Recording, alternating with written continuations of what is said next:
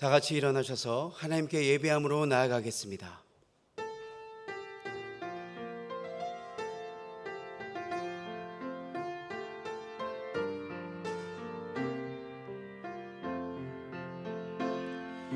나는 하나님을 예배하는 예배자입니다.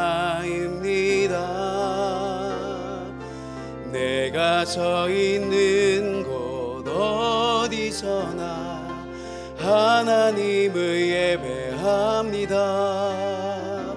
내 영혼 거룩한 은혜를 향하여 내 마음 완전한 하나님 향하여 이곳에서 바로 이 시간 하나님을 예배합니다. 내 영혼 거룩한 은혜를 향하여 내 마음 완전한 하나님 향하여 이곳에서 바로 이 시간 하나님을 예배합니다.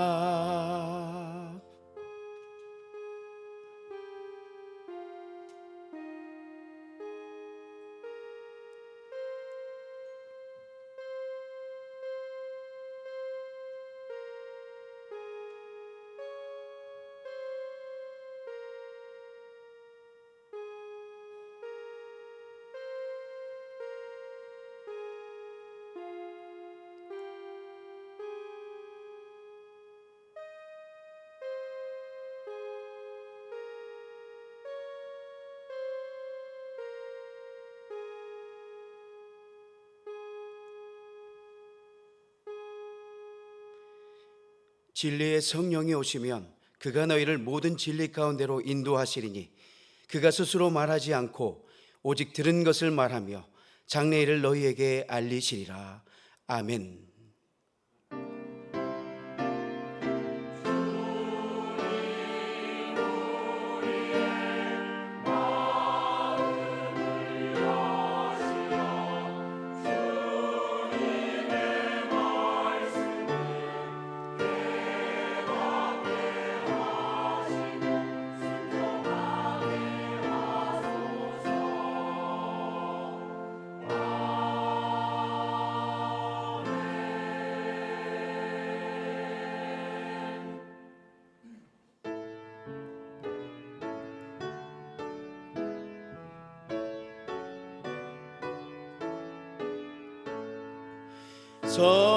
성도여 다 함께 할렐루야 아멘. 주 찬양하여라 할렐루야 아멘.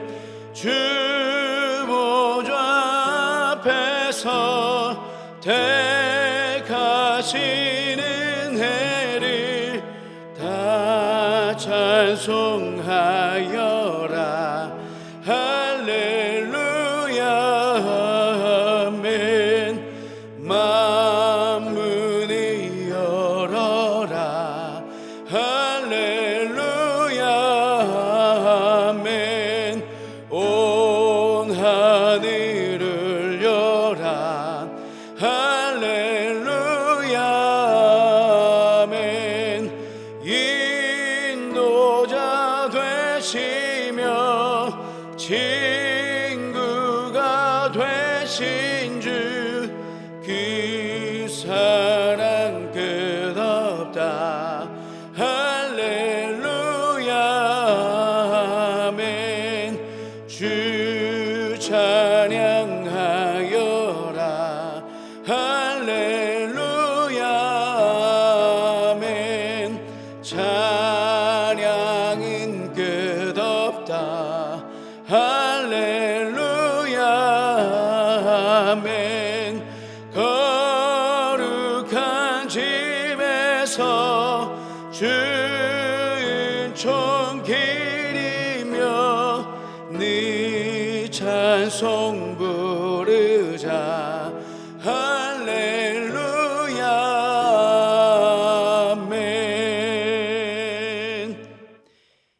한 주간의 삶을 돌아보며 침묵으로 참회의 기도를 드리겠습니다.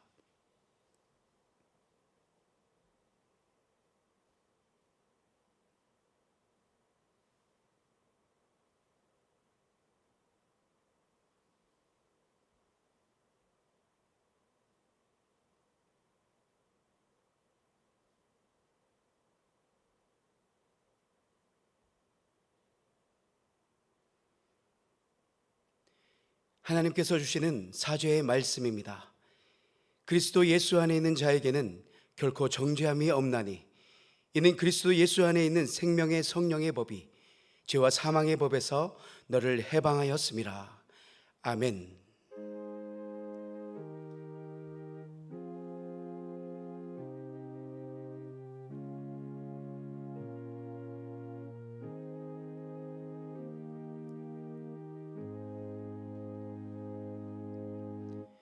나는 전능하신 아버지 하나님, 천지의 창조주를 믿습니다. 나는 그의 유일하신 아들 우리 주 예수 그리스도를 믿습니다. 그는 성령으로 잉태되어 동정녀 마리아에게서 나시고 본디오 빌라도에게 고난을 받아 십자가에 못 박혀 죽으시고 장사된 지 사흘 만에 죽은 자 가운데서 다시 살아나셨으며 하늘에 오르시어 전능하신 아버지 하나님 우편에 앉아 계시다가 거기로부터 살아있는 자와 죽은 자를 심판하러 오십니다. 나는 성령을 믿으며 거룩한 공교회와 성도의 교제와 죄를 용서받는 것과 몸의 부활과 영생을 믿습니다. 아멘.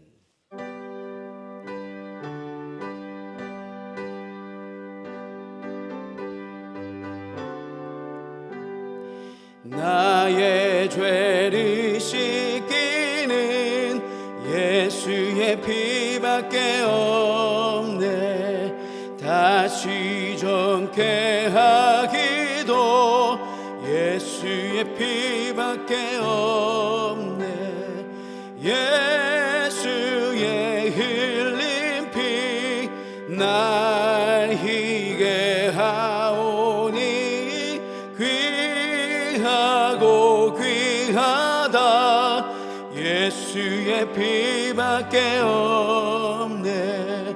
나를 정케 하기는 예수의 피밖에 없네. 사죄하는 증거도 예수의 피밖에 없네. 예수의 흘린 피 날 희게 하오니 귀하고 귀하다. 예수의 피밖에 없네. 나의 죄 속하기는 예수의 피밖에 없네. 나는 공로 없으니 예수의 피밖에 없네. 예수의 흘린 피 날 희게 하오니 귀하고 귀하다. 예수의 피밖에 없네. 평안함과 소망은 예수의 피밖에 없네. 나의 의는 이것뿐 예수의 피밖에 없네. 예수의 흘린 피 날 희게 하오니 귀하고 귀하다. 예수의 피밖에 없네. 영원토록 내 할 말 예수의 피밖에 없네. 나의 참미 제목은 예수의 피밖에 없네. 예수의 흘린 피 날 희게 하오니 귀하고 귀하다. 예수의 피밖에 없네. 이 시간 우리 교회 공동 기도 제목으로 함께 기도드리겠습니다. 우리나라 정치, 경제, 교육 지도자들이 올바른 역사관을 갖게 해주시고 성실하고 겸손한 자세로 국민을 섬길 수 있도록 우리 교회가 가르치고 배우는 교회, 복음을 선포하는 교회, 지역을 섬기는 교회의 비전을 이룰 수 있도록 우리 교회가 원하는 백운동 함께하는 교회 성도들의 신앙이 성숙해지고 지역사회에 복음을 전하는 사역을 감당하도록 이 기도 제목으로 함께 기도합니다. 사랑과 은혜가 풍성하신 신실하신 하나님, 이 시간 함께 모인 저희들이 한 목소리로 간절히 기도하며 나아갑니다. 하나님, 우리나라 정치, 경제, 교육 지도자들이 올바른 역사관을 갖게 하여 주시옵소서. 그리하여 서로에게 상처를 주지 않고 그렇게 함께 지낼 수 있도록 인도하여 주셨고, 성실하고 겸손한 자세로 국민들을 잘 섬길 수 있도록 인도하여 주시옵소서. 하나님, 우리 교회를 위해서 간절히 기도합니다. 가르치고 배우는 교회, 복음을 선포하는 교회, 지역을 섬기는 교회의 비전을 이루어가는 교회 될 수 있도록 인도하여 주시옵소서. 우리가 원하는 백운동 함께하는 교회 성도를 위해 기도합니다. 신앙이 성숙해지고 지역사회 복음을 전하는 교회 될 수 있도록 하나님 인도하여 주시옵소서.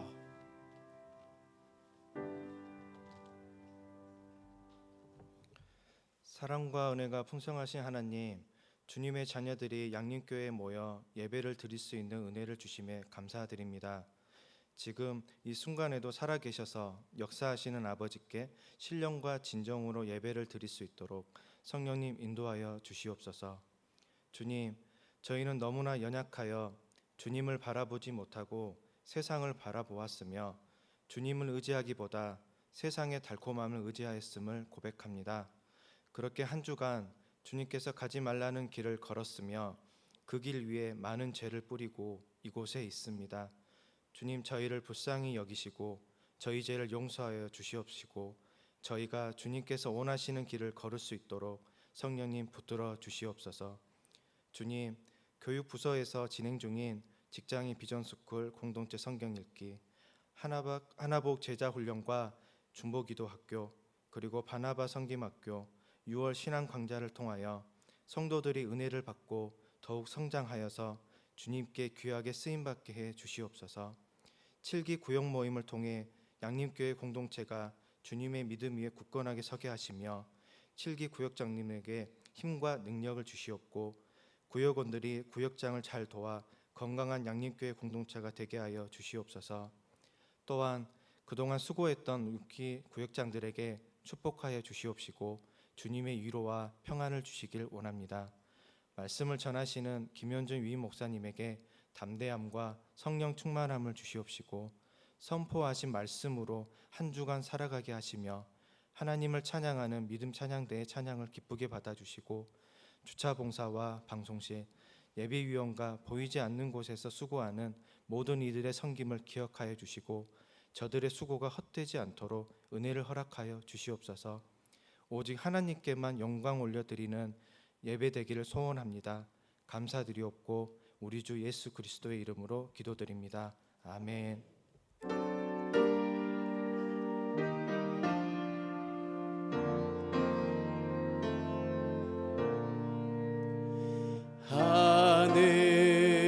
하늘에 계신 아버지 이름 거룩하사 주님 나라 임하시고 뜻이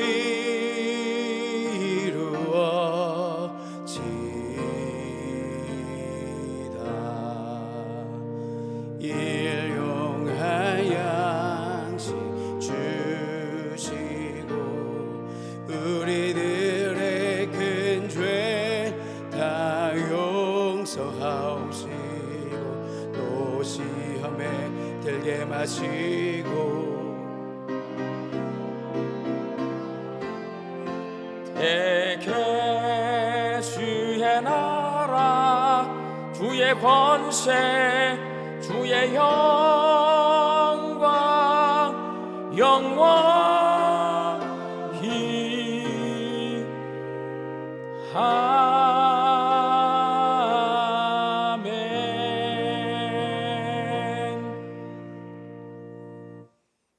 오늘도 주님의 날에 주 앞에 함께 모여 예배할 수 있게 하신 하나님 참 감사합니다.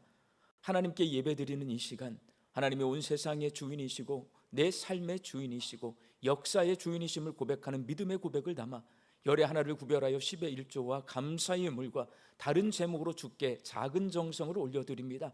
주께 드리는 이 예물 위에 주님 복을 내려주시어서 우리의 주인 되신 하나님의 뜻대로 하나님의 나라와 하나님의 교회와 하나님의 선교와 다음 세대 자녀들과 어려운 이웃들을 위하여 사용되어지는 복되고 귀한 예물 되게 하여 주옵소서.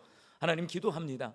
우리 양림의 성도들이 이제 무더운 여름철 장마철을 앞두고 있습니다. 강건케 하여 주옵소서.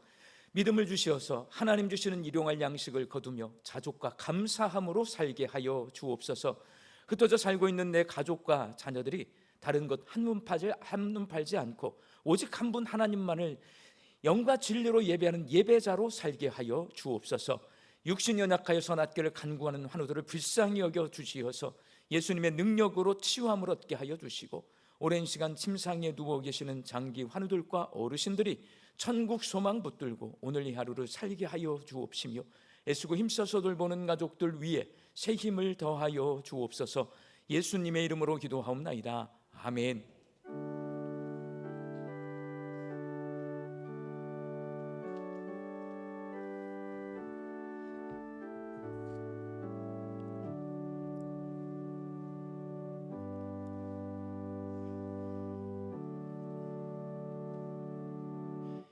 오늘 우리에게 주시는 하나님의 말씀은 고린도전서 7장 25절에서 40절까지의 말씀입니다.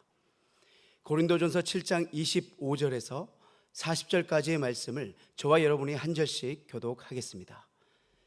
처녀에 대하여는 내가 주께 받은 계명이 없으되 주의 자비하심을 받아서 충성스러운 자가 된 내가 의견을 말하노니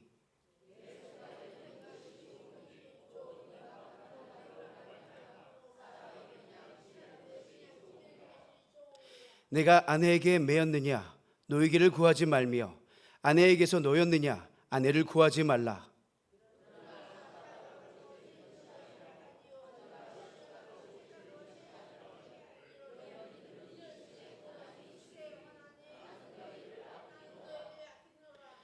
형제들아 내가 이 말을 하노니 그때가 단축하여진 고로 이후부터 안에 있는 자들은 없는 자 같이 하며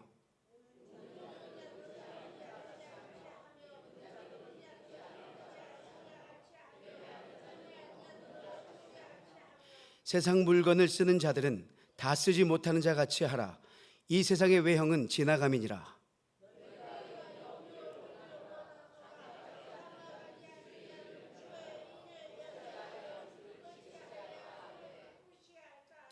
장가간 자는 세상 일을 염려하여 어찌하여야 아내를 기쁘게 할까 하여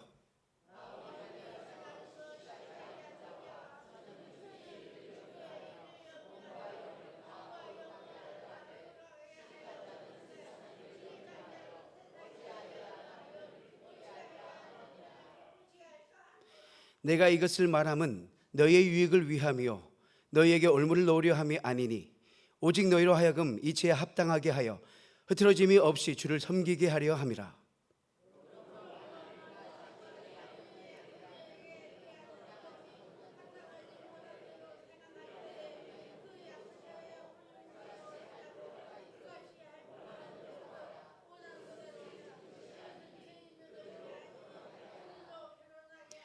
그러나 그가 마음을 정하고 또 부득이한 일도 없고 자기 뜻대로 할 권리가 있어서 그 약혼녀를 그대로 두기로 하여도 잘하는 것이니라.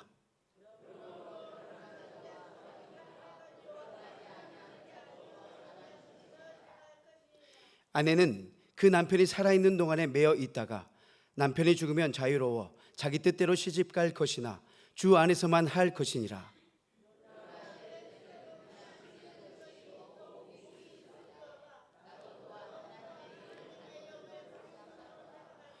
아멘.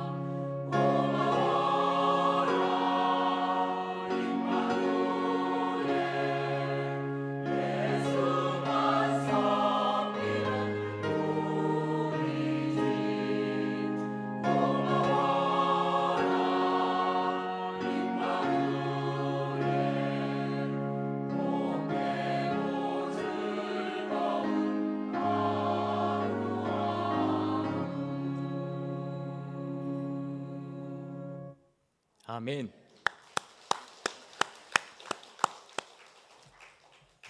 양림교회에서 몇 년째 목회하다 보니 우리 성도들과 정이 들었어요. 이제는 제가 얼굴을 이제 다 알아요. 가장 힘든 사역이 있어요. 장례 예식이에요. 유가족들과 함께 입관실에 들어가서 돌아가신 성도님들의 얼굴을 마지막으로 보면서 입관 예식을 집례하면요, 이제 막 다 울어요, 가족들이. 그럼 저도 같이 울어요. 그래서 장례 예식이 가장 사역할 때 힘들어요. 제가 목회하는 동안 돌아가시면 제가 마지막으로 여러분 얼굴 봅니다. 관에 들어가시기 전에. 성도들의 장례 예식을 집례해야 하기 때문에 목회자는 자주 죽음과 대면합니다. 그래서 죽음이 무엇인지를 깊이 생각할 수밖에 없어요. 독일의 철학자 하이데커는 인간을 죽음을 향해 가는 존재라고 그렇게 정의했습니다. 죽음은 모든 사람이 피할 수 없는 절대적인 한계, 누구도 뛰어넘을 수 없는 한계라는 거예요.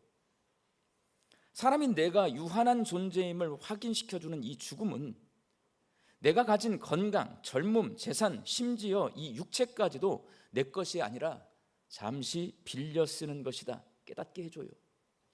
내가 태어날 때 빈손으로 왔듯이 죽을 때도 빈손으로 간다. 빈손으로 왔다 빈손으로 가요. 재산도 내 집도 아무것도 없어요. 이게 나그네 삶이거든요. 나그네라는 것을 깨닫게 해줘요. 잠시 이 세상에서 사는 동안 내게 맡겨준 것들을 관리하다가 떠나가는 성경이 가르쳐주는 청직이구나 라는 것을 깨닫게 해줍니다.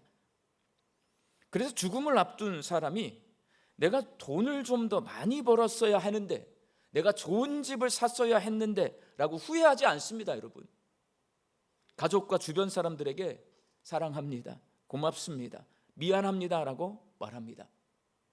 특히 예수님을 믿는 성도는 죽음 이후에 자신을 맞아주실 하나님 앞에 이 땅에 사는 동안 하나님 말씀대로 순종하지 못하고 좀 더 열심히 하나님을 위해 살지 못해서 죄송합니다, 죽음을 앞두면 고백하도록 되어 있습니다. 사람이 죽음을 앞두면 인생에 대해 깊이 사색하는 철학자가 되고 하나님 앞에서 겸손한 신앙인이 됩니다. 그러나 문제는 많은 사람이 내가 죽음을 향해 가는 존재라는 것을 잊어버린 채 그냥 바쁘게 그냥 삽니다. 죽음을 생각하지 않으니 내가 유한한 존재임을 망각합니다. 그러면 인생에 대해 깊이 사색하지 못하고 욕심 부리며 삽니다. 내가 마음만 먹으면 모든 일을 다 할 수 있다라고 교만한 착각을 하게 되고, 죽지 않고 이 땅에서 영원히 살 것처럼 정신없이 성공을 쫓고 권력을 쫓고 부를 쫓습니다.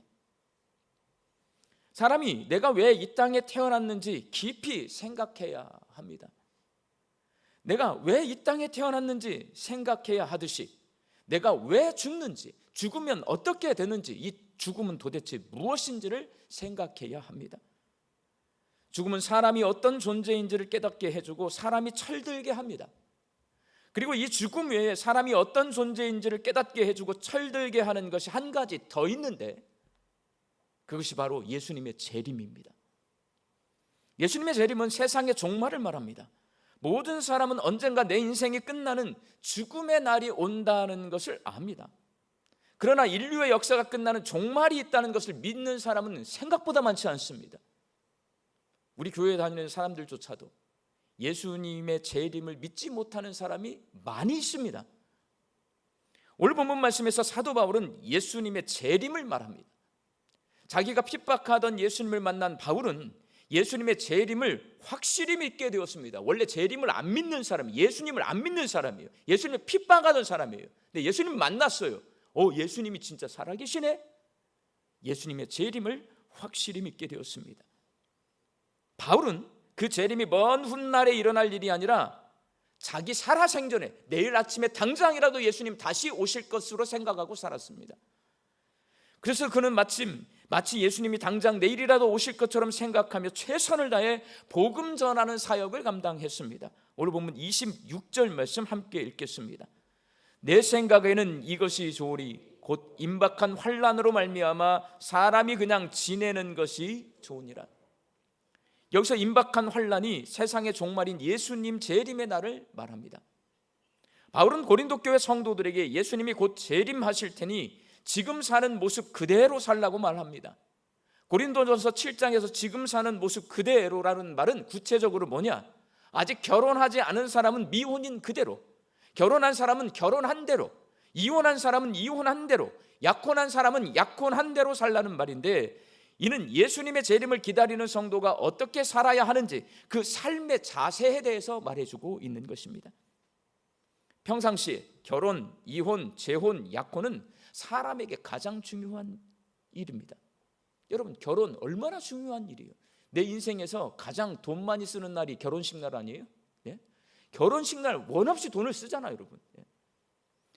그러나 내일이라도 당장 예수님이 재림할 것처럼 생각하며 살았던 바울은 고린도 교회 성도들에게 결혼, 이혼, 재혼, 약혼보다 더 중요한 일이 있다라고 말하는 거예요. 그렇다면 예수님의 재림을 기다리는 성도들에게 결혼과 이혼과 재혼과 약혼보다 더 중요한 일이 과연 뭘까요? 바울은 예수님의 재림을 기다리는 사람들에게는 결혼, 이혼, 재혼, 약혼보다 흐트러짐 없이 주를 섬기는 것이 더 중요하다라고 말합니다. 오늘 본문 35절 말씀을 함께 읽겠습니다. 내가 이것을 말함은 너희의 유익을 위함이요 너희에게 올무를 놓으려 함이 아니니 오직 너희로 하여금 이치에 합당하게 하여 흐트러짐 없이 주를 섬기게 하려 함이라. 여기서 흐트러짐 없이에 해당하는 헬라어 아페리스 파스토스는 사방에서 잡아 끌어당기는 것이 없이 오직 한 곳에 집중할 수 있는 상태를 말합니다. 결국 바울은 예수님의 재림을 기다리는 사람은 예수님을 섬기는 일에 집중해야 한다라고 말하고 있습니다. 저는 이 집중력 굉장히 중요하다고 생각합니다. 여러분, 이 시대는 이 집중력이 없는 시대예요. 전부 다 한눈팔, 해찰이라고 하죠. 해찰을 해. 집중을 하지 못하기 때문에 일이 안 되는 거예요. 바울은 예수님을 섬기는 일에 집중하기 위해 되도록 독신으로 살라고 권면하지만 그것이 정답이라고 말하지는 않습니다. 솔로는 솔로대로, 결혼한 사람은 결혼한 대로, 돌싱은 돌싱대로, 재혼한 사람은 재혼한 대로, 약혼한 사람은 약혼한 대로 예수님을 집중하여 섬기라고 말하면서 그것이 구약 성경에 기록되어 있거나 예수님께서 하신 말씀이 아니라 바울 자신의 개인 의견이라고 말합니다. 오늘 보면 25절 말씀 함께 읽습니다. 내가 주께 받은 계명이 없으되 주의 자비하심을 받아서 충성스러운 자가 된 내가 의견을 말하노니. 이렇게 바울이 자신의 개인 의견을 고린도 교회 성도들에게 솔직하게 이야기하는 이유는 그들에게 특별한 애정을 가지고 있기 때문에 그렇습니다. 고린도 교회는 바울이 브리스길라와 아굴라 부부와 함께 개척을 했습니다. 그리고 사도인 아볼로, 실라, 디모데, 그리고 유대교 회당의 회당장인 그리스부와 소스데네의 도움을 받으면서 사역했습니다. 바울이 고린도 지역에서 선교할 때 유대인들이 율법을 모독하며 유대교를 공격하고 있다는 제목으로 바울을 법정에 고발했습니다. 그러나 당시 고린도를 다스리고 있던 로마의 갈리오 총독이 바울의 손을 들어주었습니다. 재판에서 바울이 이겼어요. 그에 대해 안갚음을 합니다. 고린도에 있는 유대인들이 회당장 소스데네를 데려다가 두들겨 팹니다. 바울에게 재판에게 진 다음에 화가 나니까 회당장, 바울하고 가까운 회당장 소스데네를 두들겨 패요. 여러분. 그 모습을 본 바울이 자기 옷에 묻은 먼지까지 털어내면서 너희 피가 너희 머리로 돌아갈 것이요 나는 깨끗하니라. 이후에는 이방인에게로 가리라 라고 말할 정도로 아주 심하게 당시 고린도에 살고 있던 유대인들이 바울을 핍박했습니다. 그렇게 바울이 마음이 상해 있을 때에 예수님께서 환상 가운데 나타나셔요. 마음이 굉장히 상했거든요. 그러니까 바울에게 환상으로 나타나셔서 예수님이 두려워하지 말며 침묵하지도 말고 말하라. 내가 너와 함께 있음에 어떤 사람도 너를 대적하여 해롭게 할 자가 없을 것이니라. 용기를 북돋워 주십니다. 이런 체험 속에서 고린도 교회를 개척한 바울은 1년 6개월 동안 그곳에 머물며 교회를 세우고 성도들을 양육하며 놀라운 하나님의 은혜를 체험합니다. 마치 생고구마처럼 예수님의 복음과 신앙생활에 대해 아무것도 모르던 고린도 교회 성도들의 신앙이 성장하고 성숙하는 모습을 목격합니다. 복음의 능력이 누룩처럼 부풀어 올라서 고린도 교회가 성령 충만, 은사 충만한 신앙 공동체가 되는 것을 보았습니다. 두 눈으로 보았어요. 저는 이렇게 목회하고 싶어. 우리 성도들이 믿음이 없어. 우리 성도들이 잘못된 길로 가고 있어. 내가 정말 열심히 양육을 해서 바른 길로 돌아오게 되고 믿음을 갖게 되고 예수님과 직접 만나게 되고 그런 교회를 저도 만들고 싶어요. 바울은 그렇게 사역을 했어요. 온갖 고난을 이겨내며 섬겼더니 하나님의 공동체로 세워져가는 고린도 교회를 바라보며 바울이 얼마나 기쁘고 애정이 넘쳤겠습니까? 이런 거거든요. 내가 힘써 교회를 섬겼더니 성도들이 신앙에 성장하고 하나님 잘 섬기는 사람이 돼요. 그러면 애정이 생겨요. 그런데 바울이 그토록 사랑하는 고린도 교회가 세상의 음란한 문화와 영지주의 사상 때문에 결혼, 이혼, 재혼, 약혼 문제로 큰 혼란에 빠져 있다는 소식을 듣습니다. 애정이 있기 때문에요, 혼란이 왔어요. 교회가 마음이 아파요. 안타까워요. 그래서 바울은 예수님의 재림이 가까이 왔으니 결혼, 이혼, 재혼, 약혼보다 흐트러짐 없이 예수님 섬기는 일에 더욱 집중하라 라고 개인적인 의견을 애정 어린 권면으로 말하고 있는 것입니다. 당시 고린도 교회 성도들 가운데 영지주의 사상에 물든 극단적 금욕주의자들이 생겨났습니다. 그들은 결혼이나 부부간의 성관계를 죄악시했습니다.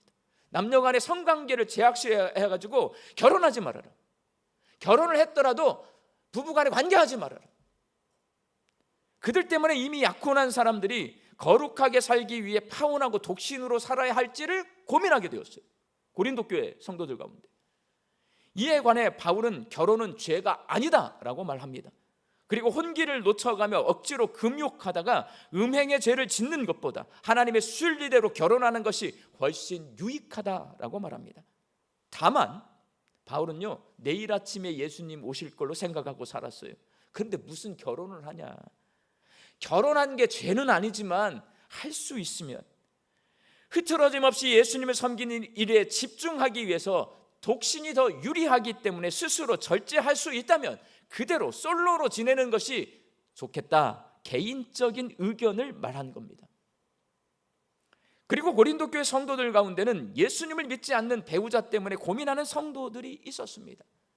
나중에 예수님을 믿고 나니까 내 남편이, 나도 불신자였는데 내 남편도 불신자인데 나는 교회를 다니고 내 남편은 교회를 안 다녀요. 고민스러워요. 불신자와 함께 사는 것은 부정하거나 하니 이혼해야 한다는 주장하는 사람들이 있었어요. 고린도 교회 안에 너 그 남편 예수 안 믿으니까 예수님 똑바로 믿으려면 너 이혼해야 돼. 이렇게 말하는 사람들이 있었단 말이에요. 이에 관해 바울은 믿지 않는 남편이나 아내가 함께 살기를 원한다면 절대로 먼저 버리지 말라고 말합니다. 오히려 믿는 배우자를 통해 내가 예수님을 믿으니까 믿지 않는 남편, 자식들 구원해야 된다. 그 가정이 거룩하도록 만들어야 된다. 바울이 말한 거예요, 여러분. 바울은 예수님을 믿는 사람의 거룩함이 예수님을 믿지 않는 배우자에게 선한 영향력을 끼쳐야 한다고 강조하면서 이혼을 생각하며 에너지를 낭비하지 말고 예수님 곧 오신다. 흐트러짐 없이 예수님을 섬기는 일에 더욱 집중하라라고 권면합니다. 또한 고린도 교회 성도들 가운데는 재혼을 고민하는 과부들이 있었습니다. 당시 로마 사회에서 남편을 잃은 여성은 경제적, 사회적으로 매우 취약한 상태에 놓이기 때문에 내가 굶어 죽지 않으려면 할 수 있는 방법은 딱 하나예요. 결혼하는 거예요. 재혼하는 겁니다. 그러한 과부들 향해 바울은 이렇게 말을 합니다. 오늘 본문 39절과 40절 말씀 함께 읽습니다. 아내는 그 남편이 살아있는 동안에 매여 있다가 남편이 죽으면 자유로워 자기 뜻대로 시집갈 것이나 주 안에서만 할 것이니라. 그러나 내 뜻에는 그냥 지내는 것이 더욱 복이 있으리라. 바울은 재혼은 얼마든지 자유롭게 할 수 있지만 오직 주 안에서만. 재혼할 때는 너 예수님 믿는 사람하고만 재혼할 것을 권면해요. 왜? 그래야 신앙생활을 할 수 있으니까. 과부가 불신자와 재혼하게 되면 신앙생활을 할 수가 없었어요, 당시에는. 그러나 바울이 생각하기에 예수님의 재림도 가까운데 재혼하지 말고 홀로 지내며 흐트러짐 없이 예수님을 섬기는 일에 집중하는 것이 더 낫겠다라고 말합니다. 마지막으로 당시 예수님이 곧 오실 것이라고 생각할 정도로 고린도 교회를 향한 핍박이 아주 심했습니다. 바울은 왜 예수님이 곧 올 거라고 생각을 했냐면 가는 데마다 두들겨 맞아요. 가는 데마다 핍박을 당해요. 교회를 세워놓으면 우는 사자와 같이 덤벼들어가지고 교회를 막 무너뜨리려고 해요. 바울은 이 모습을 보면서 우리 주님 곧 오시겠다라고 생각을 한 거예요. 환난했대구나 라고 생각을 한 겁니다. 그래서 바울은 고린도 교회 성도들에게 결혼할 생각하지 말고 되도록 솔로로, 그리고 결혼한 사람은 결혼한 대로, 이혼한 사람은 이혼한 대로, 재혼한 사람은 재혼한 대로, 약혼한 사람은 약혼한 대로 지금 그 모습 그대로 믿음을 잘 지키면서 흐트러짐 없이 예수님 섬기는 일에 더욱 집중하라라고 권면합니다. 평생 독신으로 살았던 바울은 자기 자신이 그렇게 살았어요. 그렇게 생각하고 그렇게 살아낸 거예요. 그렇기에 예수님의 재림을 기다리는 사람에게는 결혼, 이혼, 재혼, 약혼과 같이 중요한 나 자신의 일보다, 일생에서 가장 중요한 일 아니에요. 그 일보다 흐트러짐 없이 예수님을 섬기는 일에 집중하는 것이 더 중요하다라고 가르쳐주는 거예요. 이건 누가 이렇게 생각할 수 있냐? 예수님 곧 오신다, 임박한 재림을 내 마음속에 품고 사는 사람이 그렇게 살 수 있다라는 거예요. 사랑하는 광주 양림교회 성도 여러분, 믿음이라고 하는 것 추상적이기 때문에 믿음 어디 있어요? 꺼내 보여줄 수 있어요? 믿음 어디 있어요? 내 손에 이렇게 들어 올릴 수 있어요? 없어요. 이게 추상적이에요, 여러분. 눈에 보이지도 않고 손에 잡히지도 않습니다. 그래서 믿음을 말로 설명하기가 쉽지 않습니다. 이 믿음을 말로 설명하려면 여러 가지 방법이 있는데 그 중에 이건 제가 만들어낸 거예요. 사람이 어떤 목표를 이루는데 필요한 결단력, 실행력, 지속력, 집중력, 이 네 가지 능력이 있는데 이 능력으로 믿음에 대해서 이렇게 설명할 수 있을 것 같아요. 예수님이 나의 구원자이심을 믿고 이제부터 예수님을 내 삶의 주인으로 섬기며 살기로 결단한 거예요. 우리 결단. 나 이제 예수님 나 믿을 거야. 결단한 겁니다. 믿기로 결단을 했으니 예배당에 가서 예배를 드려야죠. 믿기로 결단하고 예배를 안 드려, 기도도 안 해, 성경도 읽지 않아, 성경 말씀대로 살지도 않아요, 봉사도 안 하고 섬기는 일도 안 해. 믿는 거예요, 안 믿는 거예요? 안 믿는 거예요, 여러분. 실행해야 돼. 내가 예수님을 믿기로 결단했으면 예배도 드리고 기도도 드리고 성경 말씀도 묵상하고 말씀에 순종해서 봉사도 하고 섬기기도 하고 이렇게 실행하는 게 믿음이에요. 그 결단과 실행을 작심삼일로 끝내지 않고 내 삶이 다 가도록 지속되어야 돼요. 이게 가장 힘들어. 결단은 누구나 합니다. 작심삼일 한 3일은 누구나 성경 읽어요. 새벽기도 한 일주일은 나올 수 있어.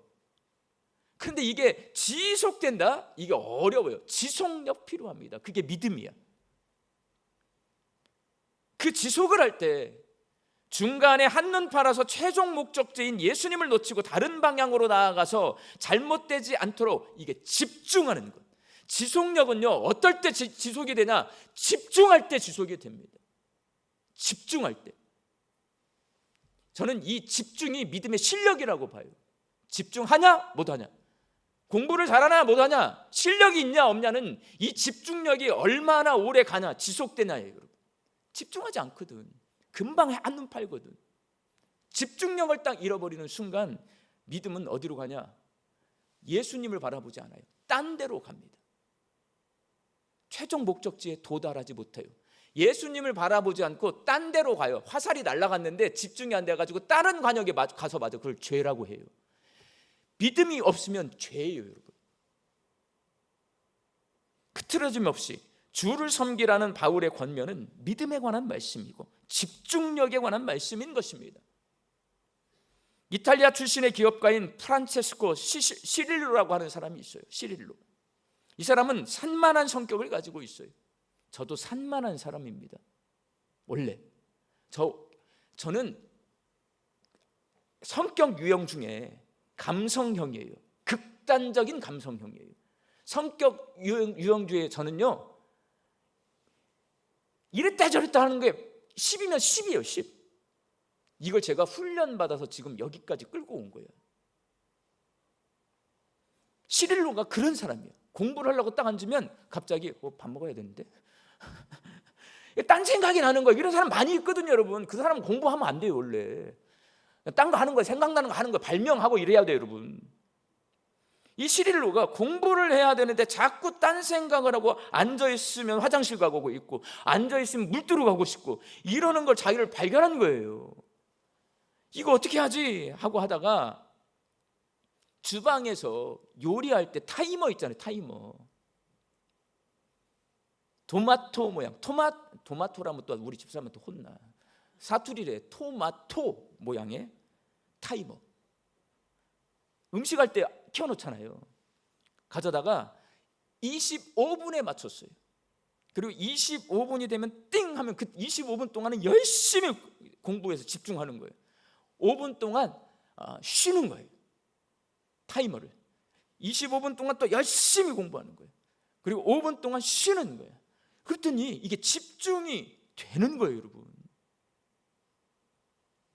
시릴로는 이러한 자신의 경험을 바탕으로 25분 집중하고 5분간 휴식하는 시간 관리 시스템을 개발합니다. 그리고 이 자기가 개발한 이 시스템에게, 이 기법에 이름을 붙이는데, 토마토를 갖다가 이 타이머를 갖다 했잖아요. 이탈리아 말로 토마토가 포모도로예요. 그래서 포모도로 기법이라고 이름을 붙여요. 시실로가 개발한 시간 관리 방법이 토마토 기법인 거예요. 믿음은 100m 단거리 경기가 아니라요, 내가 죽을 때까지, 그리고 예수님 다시 오실 때까지 달려가야 하는 마라톤 경기예요.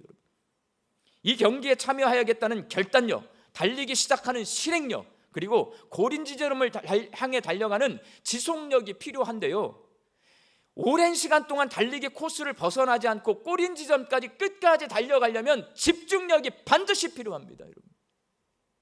우리가 신앙생활을 할 때 얼마나 많은 방해를 받고 장애물을 만나는지 모릅니다. 집중하지 않으면 제대로 신앙생활을 할 수 없습니다. 그것을 너무나 잘 알고 있는 바울이 믿음의 집중력을 잃지 않도록 제안한 믿음 관리 방법이 뭐냐? 임박한 재림이에요. 내일 당장이라도 예수님이 재림하실 것처럼 생각하며 신앙생활을 하는 겁니다. 그래야 집중력을 잃지 않을 수 있어요. 그러면 인생에 있어서 가장 중요하게 생각하는 결혼, 이혼, 재혼, 약혼과 같은 인륜지대사예요.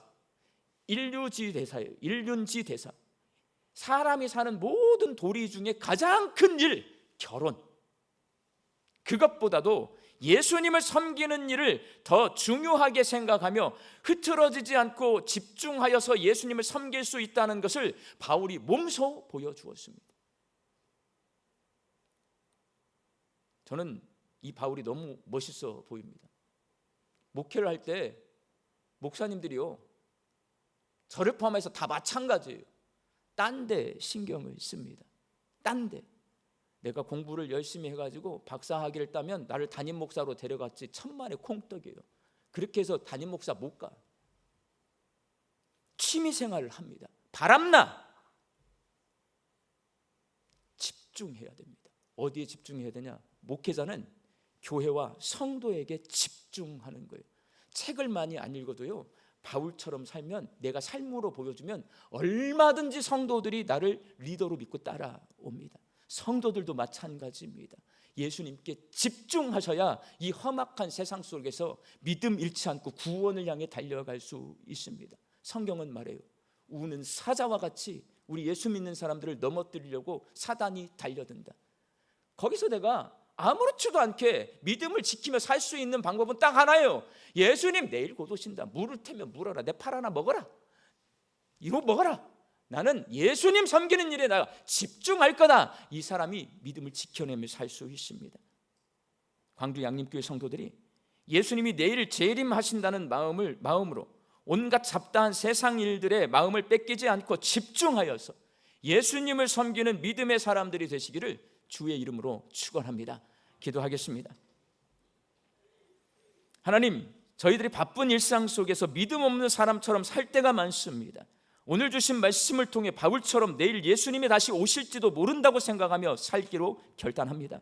주의 재림을 기다리며 흐트러지지 않고 집중하여서 내 주인 되신 예수님을 섬기며 살게 하여 주옵소서. 예수님의 이름으로 기도하옵나이다. 아멘.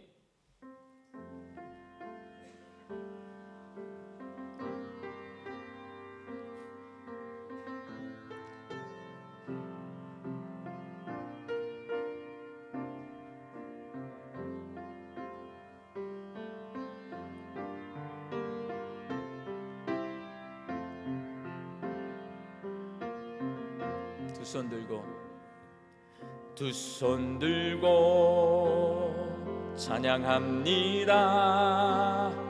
다시 오실와 여호와께 오직 주만이 나를 다스리네. 두 손 들고 찬양합니다. 다시 오실와 여호와께 오직 주만이 나를 다스리네. 나 주님만을 섬기리. 나 주님만을 섬기리. 헛된 마음 버리고 성령이 연애 영혼 충만하게 하소서. 주님 앞에 내 생명 드리리라.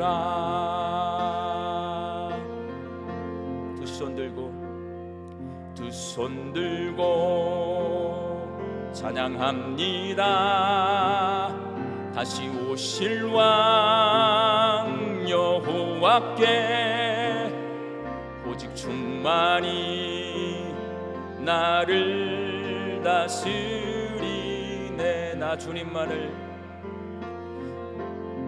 나 주님만을 섬기리. 헛된 마음 버리고 성령이 연애 영혼 충만하게 하소서. 나 주님만을 섬기리. 헛된 마음 버리고 성령이 연애 영혼 충만하게 하소서. 주님 앞에 내 생명 드리리라.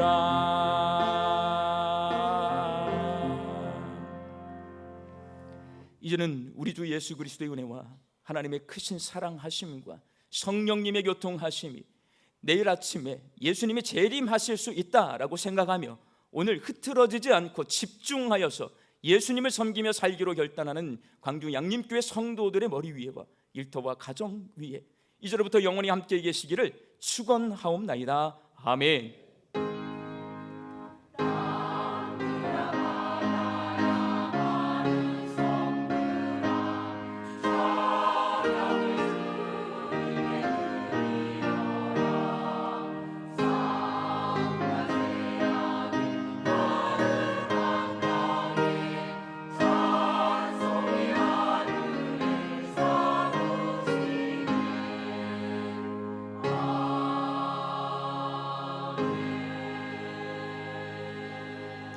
좌우에 계신 분들과 흐트러지지 않고 예수님을 섬깁시다. 인사 나누시겠습니다.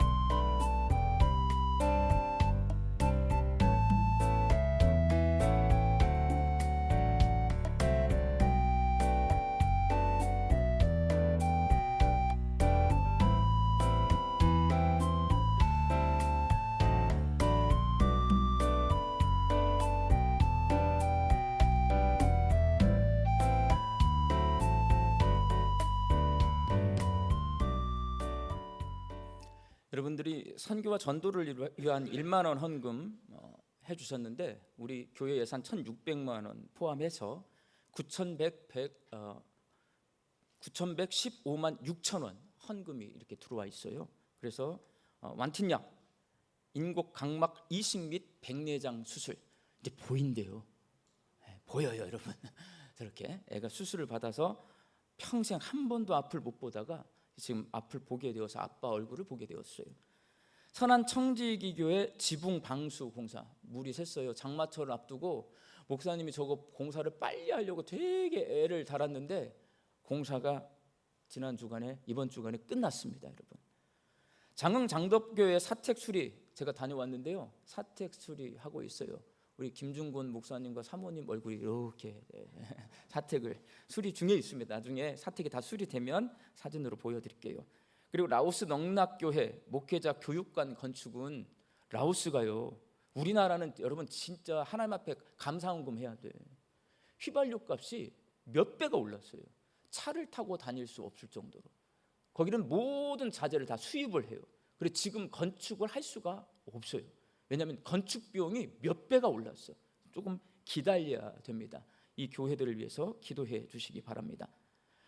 바나바 섬김학교 집중교육과 실습교육이 진행이 됩니다. 바나바 섬김학교는 우리 교회에서 나 봉사하고 싶은데 어떻게 봉사해야 돼? 여기 신청하면 봉사할 수 있어요. 나 우리 교회 나 봉사하고 싶어. 나 여기 신청하면 봉사가 가능합니다. 신청해 주시고요. 직장인 비전 스쿨 이번 주 토요일 27일 마지막 강의가 진행이 됩니다. 참여해 주시고 아까 그 동영상으로 보셨잖아요. 리멤버 양인. 우리 교회는 선교사님들을 기억하는 교회가 되어야 돼요. 근데 뭐 기억을 잘 안 하잖아. 그래서 리멤버 양인 1년에 한 번 이번 주 금요일 금요 기도회 시간 나주교회에 옵니다. 그 다음에 숭이고등학교 숭이과학기술고등학교 그 다음에 수피아 여자 고등학교 학생들이 와가지고 선교사님들을 함께 기억하면서 여기서 발표회를 해요. 그러니까 다른 사람들은 기억하지 않더라도 적어도 양림교회는 기억해야 된다는 게 이 땅이요. 이 땅이 누구 거예요? 선교사님들이 줘서 여기다 예배당 지은 거예요, 여러분. 남장로교회 선교사님들이 지은 땅 위에 우리 지금 예배당 짓고 있는 거예요. 이 동네 전체가 원래는 선교사님들 땅이었어요. 오원, 기념각 옆에 우리가 있잖아요. 다른 사람들은 선교사님 생각하지 않습니다. 적어도 우리들은 선교사님들을 생각해야 돼요. 배은 망덕 하면 안 돼. 배은 망덕하면 안 된다. 그 은혜를 잊어버리는 사람 그럼 어떻게 돼요? 결초보훈. 아셨어요? 결초보훈. 여러분 기억하시고 조금 바쁘시더라도 이번 주 금요일 날 오셔서 다음 세대 아이들이잖아요. 중고등학생들이 와서 선교사님을 기억해 준다는데 박수 한번 쳐줘야 되지 않겠습니까? 많이 참여해 주시기 바랍니다. 나머지 광고는 주보로 참조해 주시고 다 같이 일어나셔서 파송의 찬송 부르겠습니다.